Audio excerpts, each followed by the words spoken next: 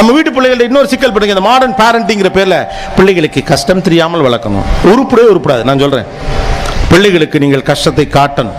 அப்பதான் அதோட வேல்யூ உங்களுக்கு தெரியும். உங்கள் வளர்ப்பு முறையில் இருக்கக்கூடிய சிக்கலை முதலில் உணருங்கள்.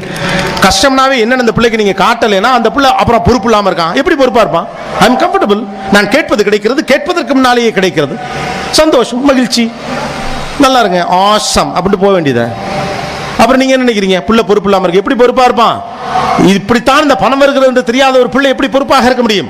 இவ்வளவு சிரமத்திற்கு நடுவில் தான் நான் படிக்கிறேன் என்று உணரக்கூடிய ஒரு பிள்ளை கட்டாயமாக சரியா இருக்கும்.